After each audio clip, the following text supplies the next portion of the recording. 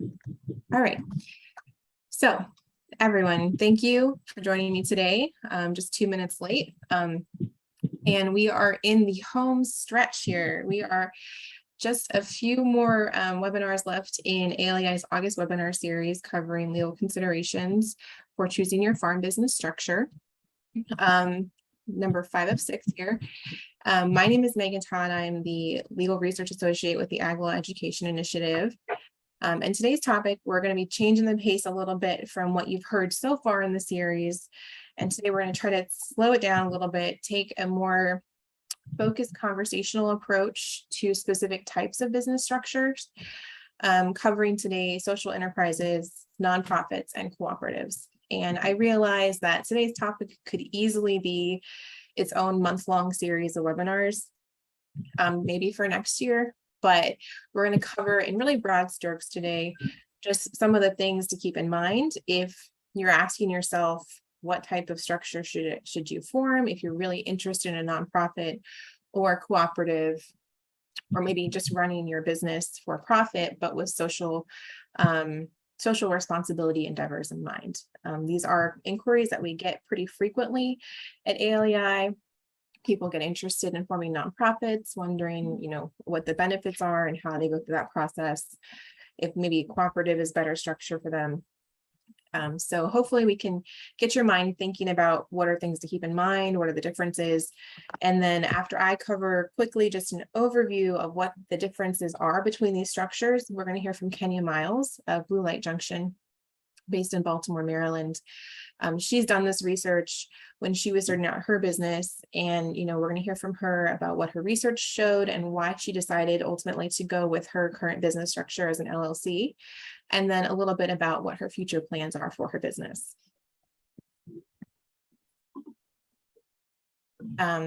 So for everyone who is joining today, you all know I work for the Agricultural Law Education Initiative. We are a collaboration between 3 campuses of University of Maryland, lawyers from each campus coming together to create free legal resources to help Maryland's agricultural community navigate the complex legal network of issues you deal with on a day-to-day basis. You can find all of our resources on our website at umaglaw.org. If you don't find what you need, you can always email us. My information will be at the end, or you can just email the general umaglaw@umd.edu with questions about anything really ag law related. Disclaimer, of course, is today's presentation is intended to provide some general educational information only. It's not intended to be legal advice, even if it sounds really similar to what you are considering. We do recommend that you seek the advice of an attorney to help you out with your own personal decisions. As we've heard this past 4 weeks throughout the webinar series, having an attorney a part of your business management team. Maryland State Bar Association Ag Law section has a directory of lawyers in Maryland who deal with agricultural issues. And you can, based on location or topic area, you can use a directory to find someone to help you. That directory is available on the Ag Law website, but also you can email us if you've got questions. Okay, so quickly, first, the overview of what these different topics or different types of business structures are. Like I said, we do get questions pretty frequently about doing one or the other and whether, whether or not one would work better for a person. And they are pretty different. They operate differently. They have different goals. But one thing to keep in mind for each of these structures is that the similarity between all of them is that they have in their business documents, in their business charters or their organization documents, a defined social, economic, or an environmental mission. So they have this greater purpose than just making money. But they do it differently, and they have different ways of operating. For nonprofits, we'll hear a little bit more, but we've heard over the past few weeks that they're tax exempt. Their purposes are usually to serve the public, the general public in some way. They also may have a membership or a specific membership beneficiaries in mind, depending on what their work is and what their goals are. And one of the main reasons people might be interested in forming a nonprofit is because it opens up a lot of grant funding opportunities, right? You can apply for grant funds to fund your operation and to fund your programs. And it's a little bit riskier if you don't have a steady supply of grants to fund you, but it's also free money. But it comes with its own restrictions. Then you have cooperatives, which may also be formed as a corporation. Nonprofits, like we heard before, can be LLCs, but may also be formed as a corporation. Cooperatives, similarly, there's an agricultural corporation as a cooperative in the state of Maryland. And these are organizations that come together to serve the owners and the workers of the business. So not the general public, but the people that are specifically involved. And some of the resources of a cooperative is that pooled resources, different businesses and workers bringing their time and their effort and their expertise as well as their assets to help grow the cooperative and make sure everyone gets a piece of the pie. And then so cooperatives are for-profit businesses. It's important to remember that they may operate on a nonprofit, not for-profit basis, where the cooperative itself doesn't retain a lot of excess funds because they distribute it all to its owners' members. But it's at the end of the day a for-profit business. And then we have this sort of social enterprise, this nebulous term that's not really a legal term. The legal term you may hear more often is called a benefit corporation or a benefit limited liability company. And these are legal entities within the state of Maryland. You can form, and Maryland was actually the first state to adopt these types of business organizations. They are for-profit businesses, but similar to a nonprofit, they have this defined goal or mission and a responsibility to consider those greater general public good in the decision-making and management process of the business. So just a quick overview of those business documents that we're talking about when you form that business as either a nonprofit, a cooperative, or a B Corp or a B company. We have those business charters where you form the business, and then you have those operating agreements or your bylaws that basically give you the rules of operation for your business, how things are being managed, who owns what, rights of assigning or transferring ownership interests, and the process of winding down. And these are the same places that if you decided, for instance, to become a benefit corporation or a benefit limited liability company, you would put you are required in the law to put certain information within your operating document to qualify as that type of organization. Again, there's a link to a really useful article written by Shannon Farrell for more information on operating documents. But quickly, let's talk about benefit enterprises, those benefit corps and companies.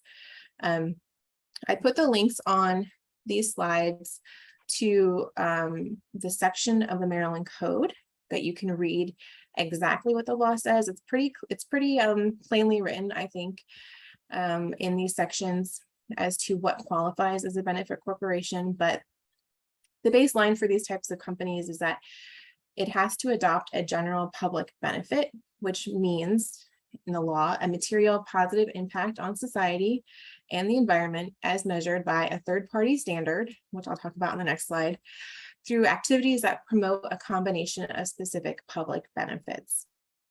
And this just means that, you want to take into consideration like the business impact on the community or the environment, or economic status of certain individuals. So you can take those things into consideration when you're making your decisions, and you include it in your operating agreement. You may also, but don't have to, adopt a specific public benefit. So concrete things that you're going to be doing, like donating 1% of all proceeds or net profits to a nonprofit organization, for instance. That's something that we see pretty often with large corporations is, commitment to dedicating a portion of proceeds to causes. And so that's an example of a specific benefit, but doesn't have to be done. I think somebody has their microphone on. If you could just mute yourself, I'd appreciate that. And the next aspect of a benefit corporation or benefit company is, and this is the decision-making process or the management of the company. I think most people are familiar with the concept of fiduciary duties, maybe in corporations, or at least knowing that within a corporation, it has a duty to maximize profits to its shareholders, right? At the expense of anything else. Like that is their goal as a corporation, is to make sure their shareholders are making money. But that doesn't always translate into a beneficial, what's the word? A socially responsible action. So with a benefit corporation or a benefit company, you can do that. You can legally say that you have the ability to take into consideration the impact of decisions or inactions on the members of the business, the workforce of the company, the interests of the customers, and the community at large, even if it doesn't maximize profits to the corporate shareholders.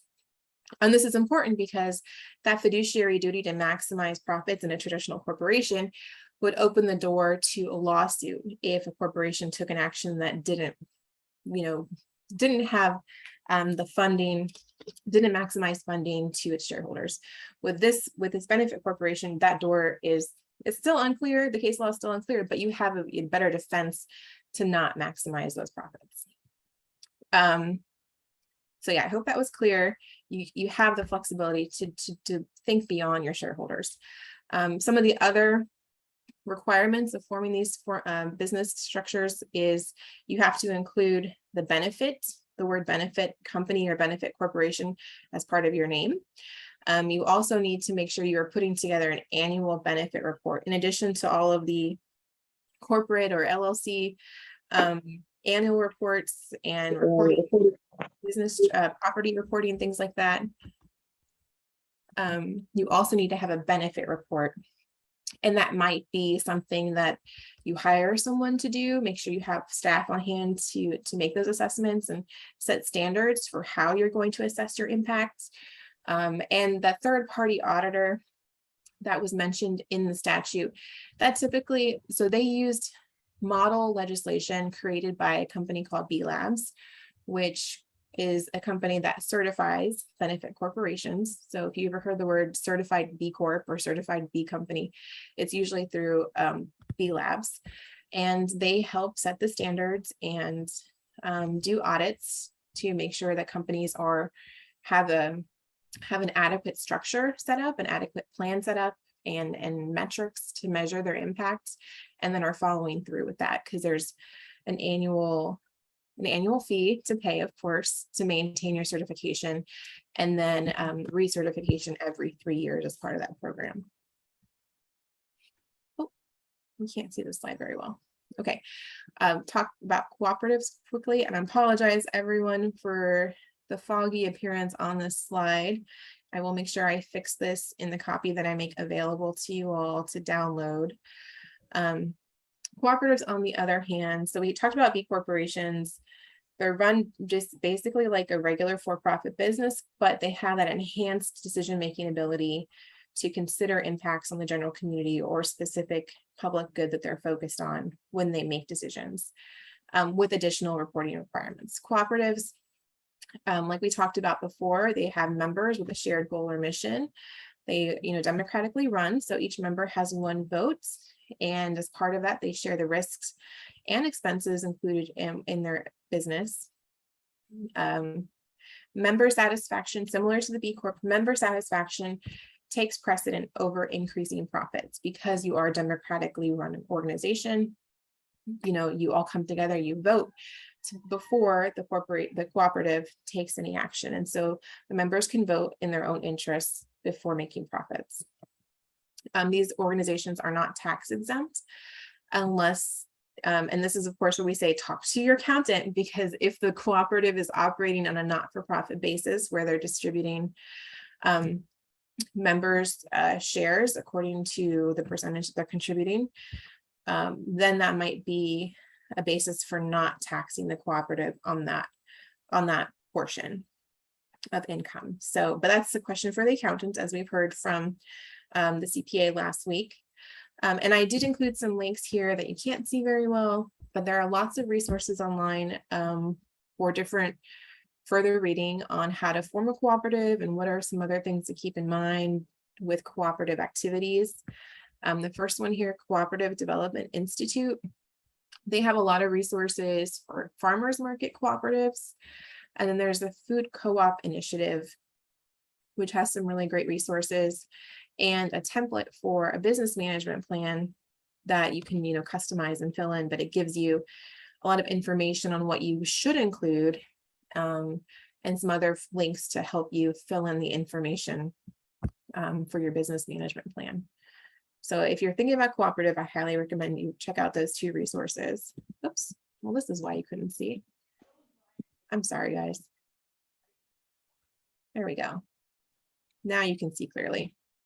These are the two resources here that I was talking about, the Cooperative Development Institute and the Food Co-op Initiative. So check out those resources if you're considering a cooperative. Just some background on some of the structural formation requirements if you're going to form an actual agricultural cooperative, which is a corporation. Just along with the board of directors, with a minimum of 5 members, you have officers that you elect, annual meetings, electing your directors on a set basis according to your bylaws, things like that. I will say also that, maybe you have an LLC and you want to run it like a cooperative, and you can do that. I guess you don't have to formally go through those steps of forming a cooperative. You might not be able to get that tax benefit if you're operating on a not-for-profit basis, but you can always choose to run an LLC as a cooperative if you incorporate some of those premises within your operating agreement.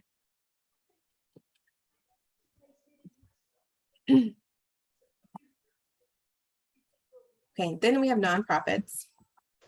So as we talked about before, nonprofits they have a lot of benefits. They're tax exempt, mainly being the main benefit.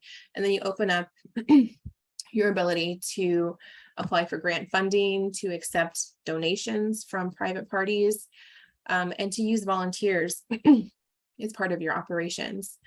There are 2 main types of nonprofit organizations recognized by the IRS that a farm operation might fall into. You have a 501c3, which has a primary purpose of educating the public on horticultural or agricultural subjects. And then you have a 501c6.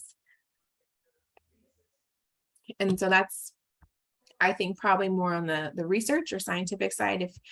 If you the agricultural or horticultural organization promotes the interests of the agricultural community as a whole, by trying to find cultivating useful and ornamental plants or similar pursuits, helping agricultural develop and improve and become more efficient, things like that. Whereas 501c3 might be if you're thinking about having educational programming,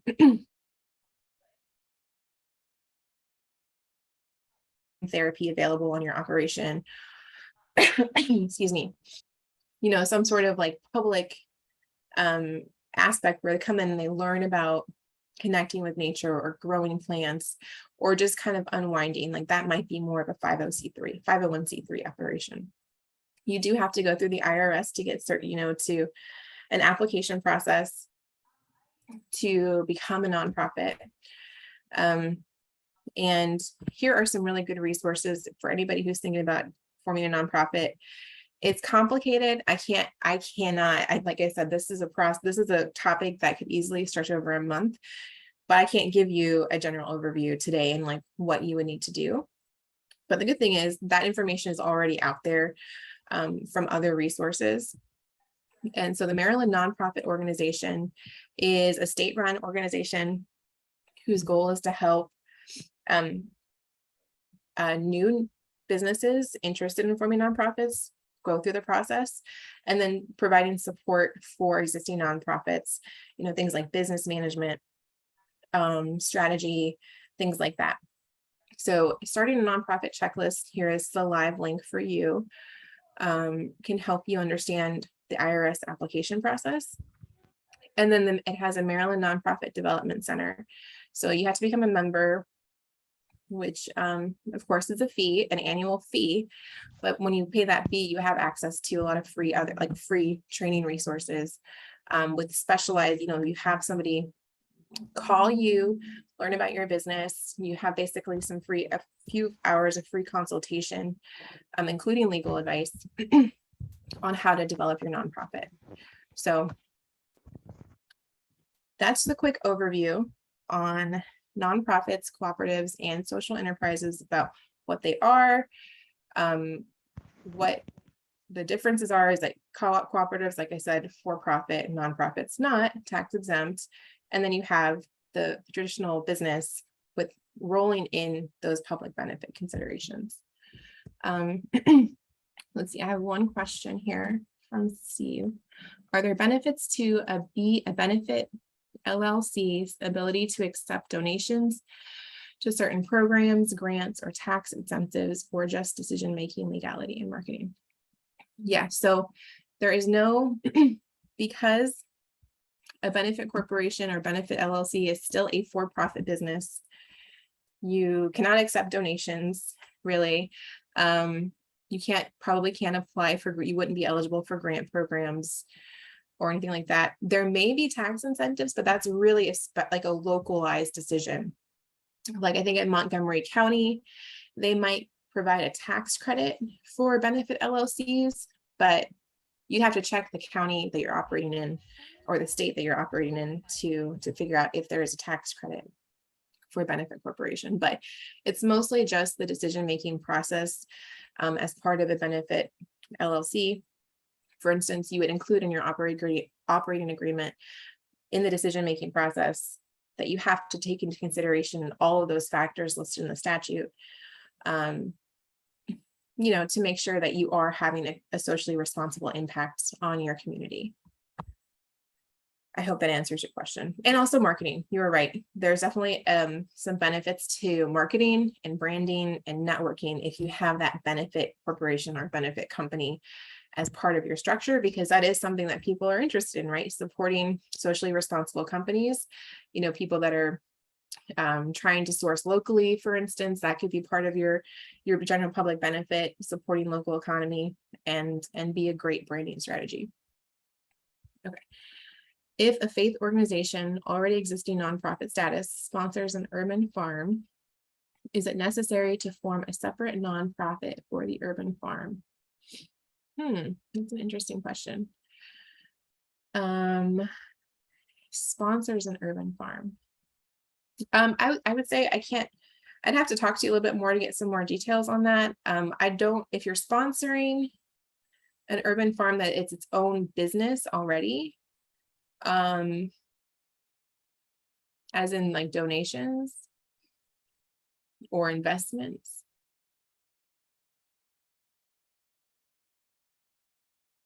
or is the nonprofit itself running the farm?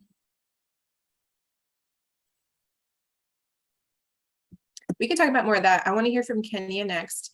And I'll stop sharing my screen here, but we'll come back to your question, Bonnie, if you can provide a little bit more detail.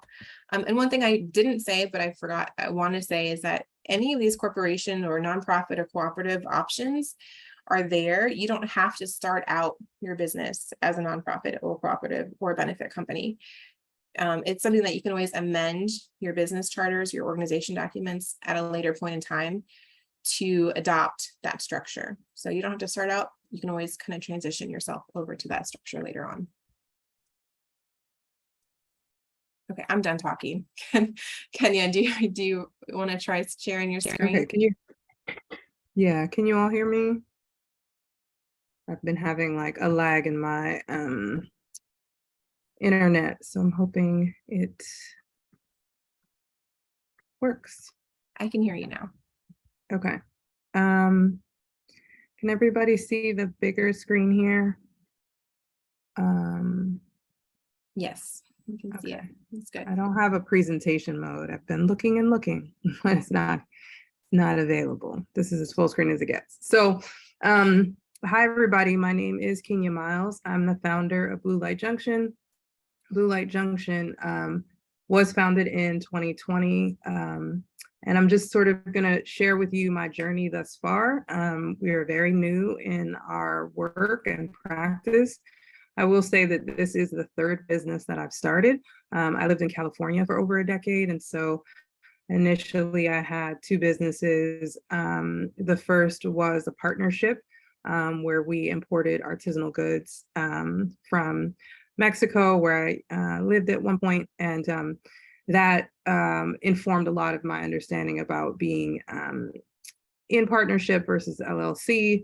So that was kind of my beginning of understanding that. I spent a lot of time, they offered free access to different counselors through the library there. And so that was really helpful. I took also a business planning course through something called the Women's Initiative at the time in Oakland, which was, I think, a 4 to 5 month course that ran twice a week.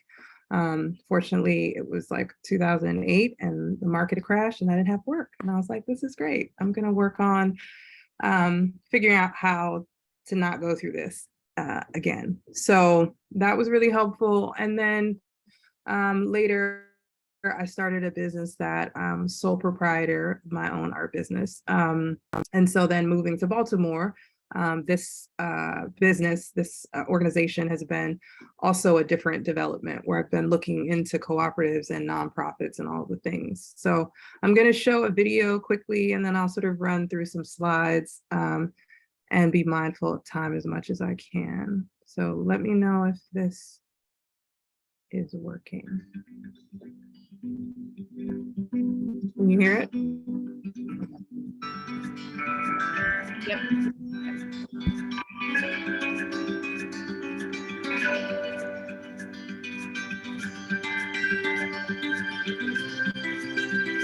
So thank you for the day. Thank you for the space that we are in. Thank you for the grounding of togetherness. Thank you for community. Thank you for carrying us this far.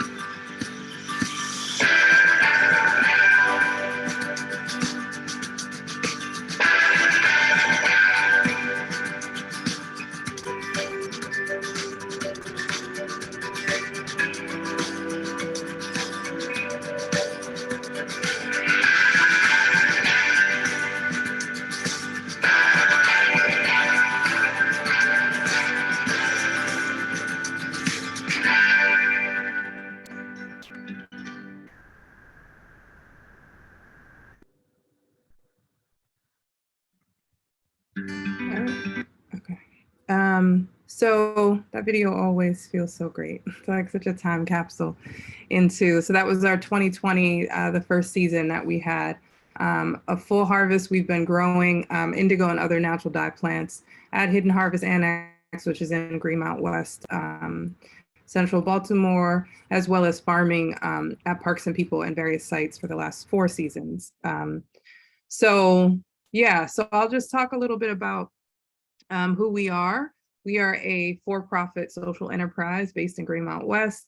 Our mission is to reconnect people, plants, and place through the integration of traditional wisdom, utilizing natural dyes and botanical medicine to support increased plant diversity and the rewilding of urban landscapes. So within sort of the structure of Blue Light Junction, we operate an alternative color lab, which helps to consult and support other businesses or makers who are interested in integrating plant dye, medicine, and those kinds of things into their work and practice.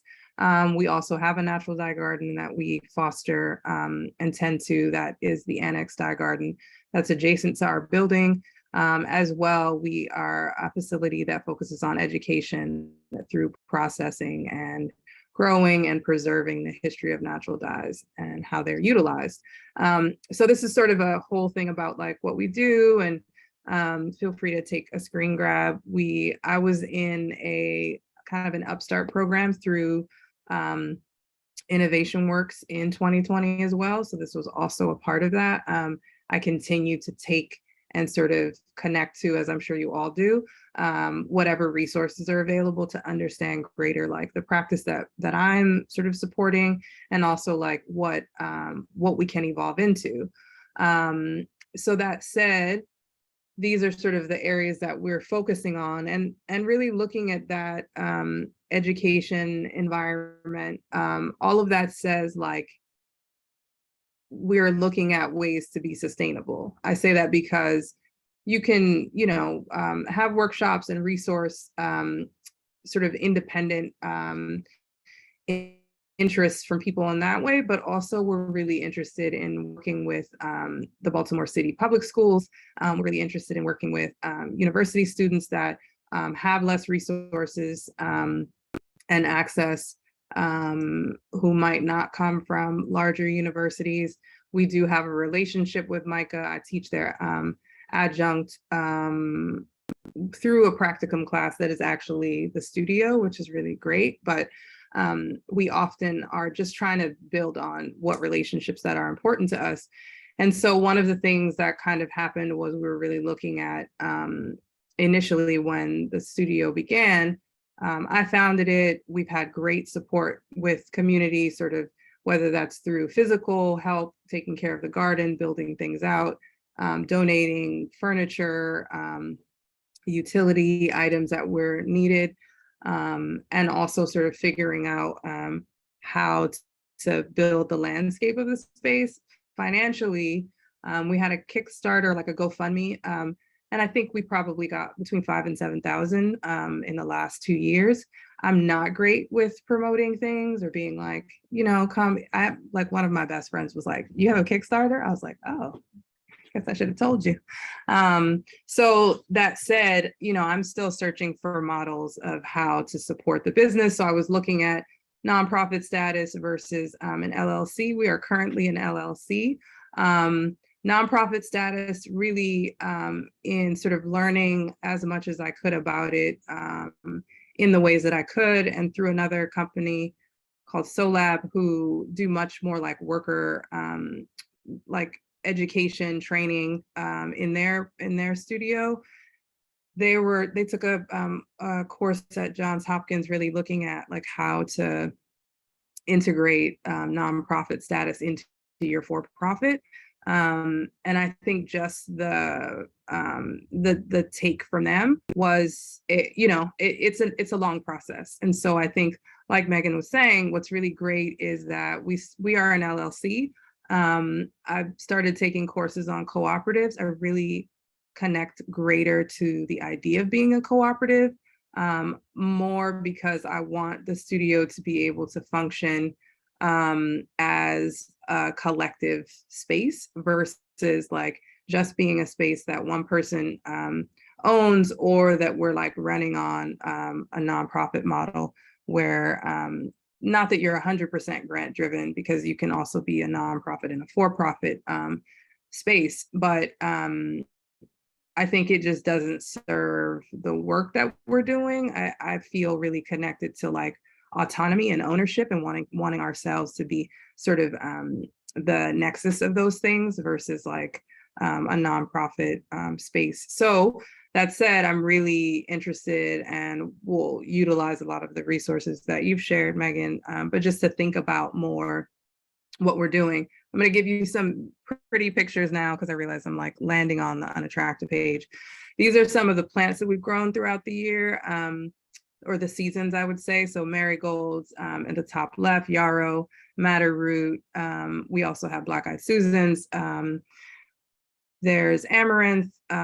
We've grown flax, we've grown safflower, and we grow cotton every year as well. And so really Hidden Harvest is a demonstration garden for us to really understand greater, like what plants grow in this region, what things do they need to continue to thrive, and what that might look like for schools or independent dyers who have at-home spaces, and also to give examples of some of these plants. So this is what Blue Light Junction looked like when we initially started it. We started off the annex on the lower right with 2 row crops of just indigo and marigolds. We later developed into a larger sort of more grounded space. This is from fall last year. I think we did an art walk where I taught earth pigments and botanical paints. And so as you can see, we do at the end of the season, which is what we're doing now, we dry our indigo. So it's kind of covering the studio at this point. And then the future of the space really looks like having retail and a space for gathering, and also having more of an integrated workshop space, which you can see on the upper right, as well as being able to offer people the opportunity to sort of engage in the garden and the studio, so that we would have, right now we only have access points on the east facing, but that the south facing where the garden is connected, that would be what we would be interested in doing. Hidden Harvest has just been recently given land trust granted. So we worked for a couple of years to work with Baltimore Green Space to put the Hidden Harvest, which is two parts. We're in the open lot. There's the vegetable garden, chicken co-op on the other side, and to really think about how quickly our area is developing, and to put those things into land trust so that now for the next 99 years, this land is safe from development. That does also mean that we are in relationship with what Baltimore Green Space thinks is a green space. So there's all these things to when you're building relationships that just become different and interesting. And so this is us starting in 2020, we really spent a lot of time rebuilding the garden because we were all sort of in that same space. Blue Light Junction started in January. We were gonna sort of have a presentation and open in March of 2020. And here we all were at the beginning of our beginning of the pandemic. And so we just kind of decided, like, we're taking it all over and we're going to build, what we all need. And the yarrow and things that were native had been, naturalized here. We sort of found paths around them and just built the garden as we felt necessary. We also work with 5 other farms in the city right now, growing indigo and other natural dyes. So that's been really special. And also, this is Rosa in the upper right sharing like the processing that we do, which is sort of based on Korean traditional techniques.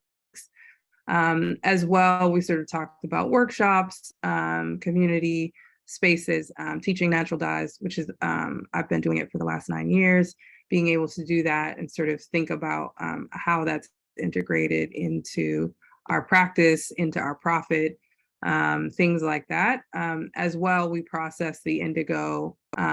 We still use a hand-based technique. So even thinking about as we're sort of not necessarily growing in large scale, but as we're growing sort of naturally and incrementally, like what are the things that we can do to sort of cut back on labor and time. We partnered with Innovation Works the last 2 seasons to build Nature's Colors Initiative, which is what houses the 5 farms that are growing.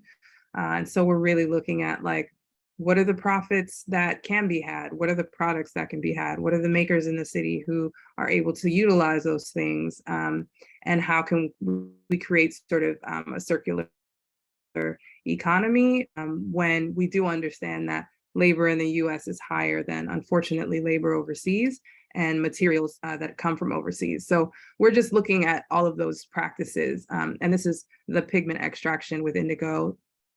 On the far right side is what the final wet processing creates. And then that's Rosa in the lower left hand raking the indigo, which we had some interns from Bloomberg this summer, and they were like, we did that for 4 hours on a hot day. We did not torture them that bad, but they definitely were connected to the process and supported us in our processing this season. We also harvest our seeds from the gardens that we grow with, and those seeds are then available to sell. We sell them through different wholesalers and directly through our shop. We also have an annual Community Indigo Dye Day, where we invite the community to bring their own used natural materials to be re-dyed and to be refreshed. And the lower right is the African Diaspora Collective. It's a group of young students who work with learning more about the diaspora. And so we've had them work with us for the last couple of years, which has been really exciting. And then this is me and my son harvesting a couple years ago. But we're really sort of trying to figure out ways that as a for-profit social enterprise, we can really build on all of the things that are true and honest to our work, while still getting some of the things that are essential to be cared for. We were able to get a grant through the Mellon Foundation last year for operating costs. So that was $150,000. That's afforded me the opportunity to have a part-time salary, our garden manager to have a part-time salary, for us to start an artist residency. So we have 6 artists throughout the year who are able to come take studio space. We also have 2,400 square feet downstairs, 2,400 square feet upstairs. I was able to secure a restoration grant, so that has paid for the first year of the upstairs. So there's a lot of things. Our overhead, our square footage has expanded. And so these grants help to buoy us, but I'm in the process of really understanding in the next 3 years, pulling in a business strategist and just really understanding like what are the things that we have to do fundamentally to take care of it. And one of the reasons I think a cooperative is important is just thinking about how we can distribute those needs versus one person being the sole provider of, the care and just culture of the space. So that is it. I'm going to stop sharing. Thanks, Kenya. That was really interesting. And I love the pictures you showed. Yeah, it's really interesting to hear how it does seem like a cooperative is sort of just like the natural direction that you take with the different programs that you have been developing in your business. I would encourage anybody who's got questions for either me or Kenya, go ahead and put them in the chat box, or if you want to unmute yourself, just raise your hand and you can ask your question. One question for you, Kenya, is so you mentioned that you've gotten some grants lately to help with programs and things. Those are small business grants? Oh, sorry. Okay, I'm unmuted. Yeah, so they're not really small business grants. We did get a SARE grant to help with the farming aspect this season, because a lot of the work, Innovation Works, was already sort of given a grant to look at growing natural dyes within sort of the city of Baltimore, but enterprise-wise, because that's their work. So really thinking about makers and long-term employment. But that wasn't really their wheelhouse. And so I came in as a consultant. And so they had already had a funded project. And then we went into what was my 3rd season, what was their 1st season of Nature's Color. And so we increased this year with some funding gaps, more farms. So now we're in a position where we have more farms, but how are we paying the farmers? How are we paying them? Because we do land rental, so we pay them a certain amount to rent their land for the project, and then we pay the farmer for their labor. And so what has been great is understanding like paying the farm versus paying the farmer, paying the land directly to the farm, which gives them some income, but also doesn't take away from what the farmer would be making necessarily, and how that works. And then just trying to figure out where to fill the gaps. So Sarah was there really to help fill the gaps of like, we did a training, the farmers got paid to be a part of the training. I supervised the project, so I get paid to supervise the project. We get paid to have farmers on site for different things, helping to pay them to pay for tools and different things that we might need. So it's an ongoing thing. And absolutely the farming aspect, and both really will probably need to be somewhat grant funded, but we're also looking at that structure and how do we become, sustained in that way, so we're not relying on that. Yeah. Gotcha. Yeah, it's important to note, like, for-profit businesses can still partner with nonprofits that receive grant funds to kind of be like a sub-awardee in a lot of, or a consultant in a lot of instances. That's awesome. Okay, I see a question or somebody's hand up. Isabella, go ahead. Hi, I have a question for Kenya. You said that you applied for a melon grant. Was that application process like difficult? Like, what did that include? Would you say it was like a lot of time you spent on the application? Yeah, just general questions about that. Yeah, so it's interesting. So originally, the sort of project here started through the Baltimore Natural Dye Initiative, where myself and Rosa Chang were also residents, and then we became sort of farmers on the project. That project had an 18-month pilot. So we sort of, when this space became available, I was like, oh, it was like maybe six or 9 months into the project. I was like, oh, I think we should take this space so we can keep it going. And then I think there are always challenges with working with academic spaces. And so I think that relationship felt increasingly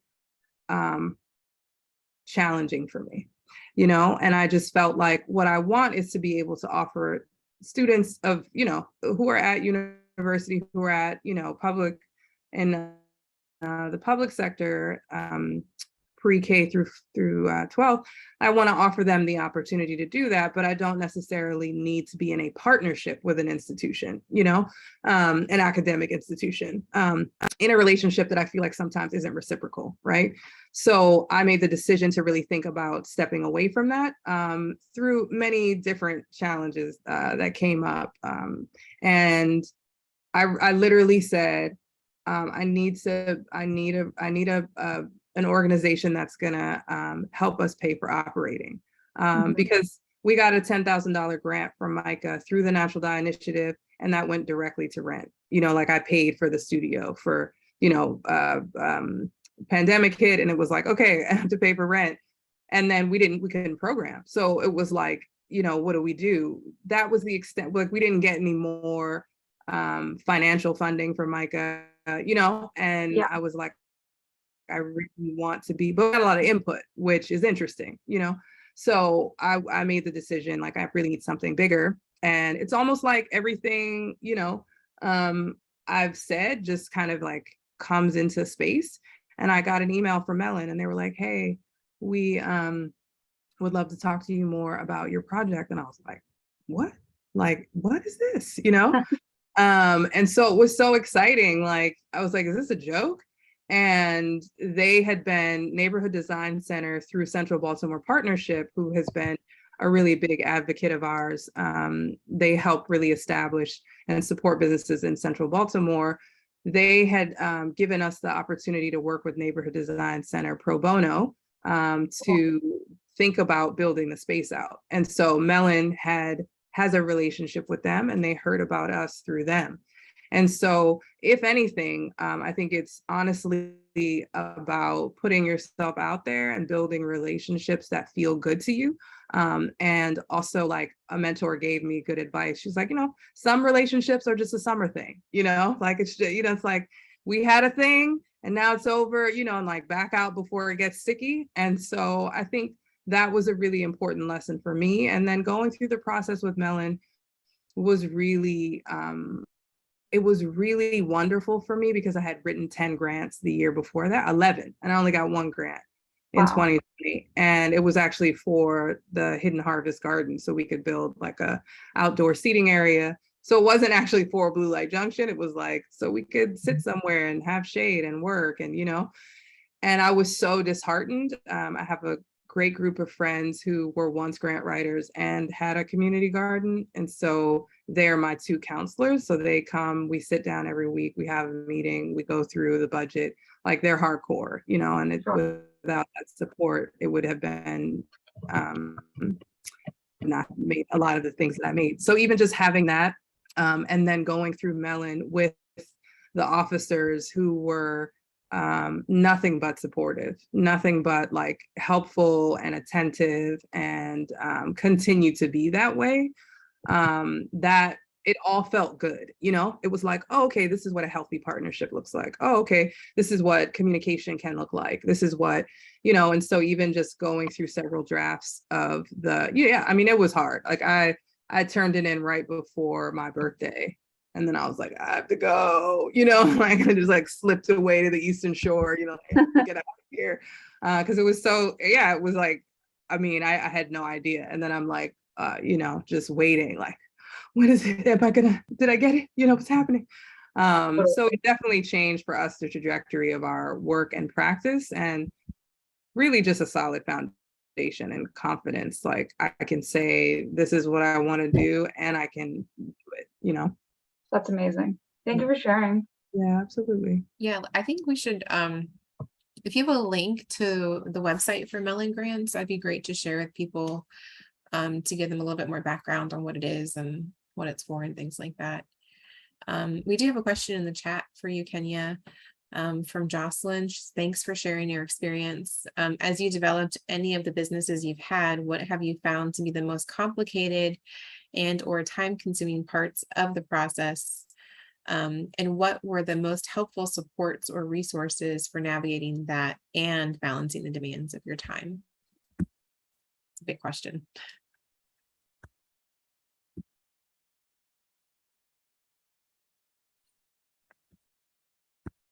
Oh, you're on mute. Sorry.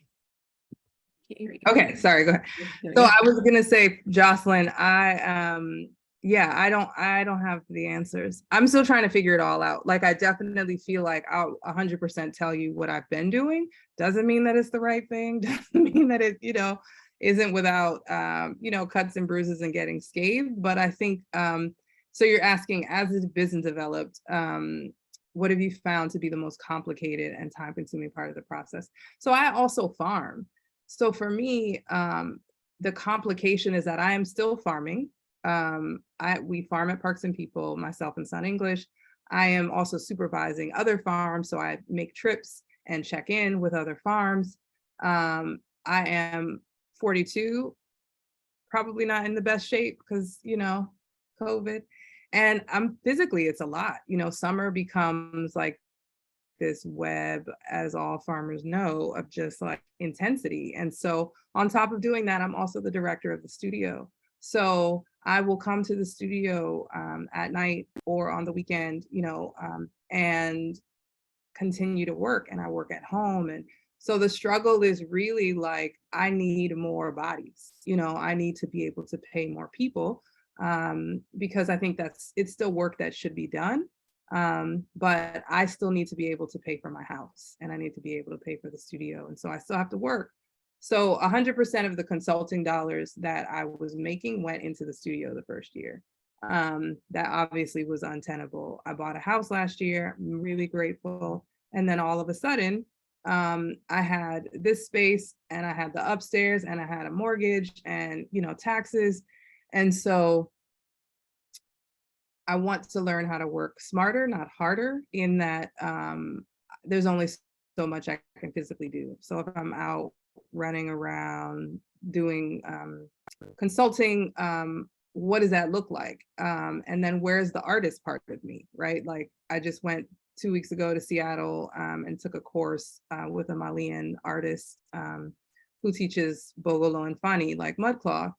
And I haven't painted in like 2 years, So even just like thinking about what do I need? And my friend gave me a great directive, like, what's in it for me? She's like, we must always ask what's in it for me. And it doesn't have to mean a selfish thing. It just means that like, there's a point of generosity, because I'm not just extracting from myself without anything to give. And I think all of those demands, and I have a son that I'm co-parenting, and there's a lot. So I am looking at this year and thinking like, is that going to be your norm, or are you going to find different ways to operate? So you wake up at 6 a.m. and you fill every single minute of your time, right? is that tenable? Is that, and so I'm like, oh, maybe I can do 2 things a day. Oh, giving my day, as a lot of you probably have like admin days and sticking to that. If I'm on the farm now, I don't check my email. Different things like that, yeah, those being some of the answers that I've been coming to. I hope that's helpful. Yeah, and it sounds like, so a cooperative is like more and more like sounding exactly what you need, because if you got those people that are worker owners, you have more bodies by virtue of the structure that you would choose, right? People are invested to put their time and effort into the business development too. Yeah, and someone asked in a message to me just like how we were able to secure grants as a for-profit. And I want to just say that in public is that we have fiscal sponsors. And so we've used several different organizations. They have a couple here in Baltimore that are just fiscal sponsors that are here to support you as a nonprofit, but also you can use them as a for-profit. There are different rules that you have to see. Most of the grants that are federally subsidized have a really hard line. Like you have to be a nonprofit. You can't have a fiscal sponsor, even like the NEA, National Endowment for the Arts. I was like, oh, we would fit into that. And my friends and I were ready to get, started on the application. And then I was like reading through everything and I was like, oh no, you have to be 100% nonprofit. So there are things that, I often think about, like, if I could figure it out, wouldn't it be great to have a nonprofit leg? But I don't know how that would structure within a cooperative. To me, it's more important to have that as, where we land. And yeah. So that's my answer. Yeah. If you're open to sharing some of those websites, what you received grants, we can maybe share some of those resources with the group also for, people to explore opportunities. I think digging around and finding grant opportunities is, it's like another job in itself. It's really time consuming, especially when you have to read through and see what the eligibility requirements are. And, half the time it might be that you're not eligible. It can be frustrating. So we can try to share some of those links to those different grant programs as well. In addition to the Mellon grant. Yeah, I'll put the Mellon grant or the Mellon Foundation here. And then Fusion is one of the fiscal sponsors. There's also one, if you're local, there's what do you call it? There's a fiscal sponsor down by Union Brewery. They just opened up a building over there. And I forget their name. But yeah, so I think it's a landscape that I hadn't, as a partnership and as a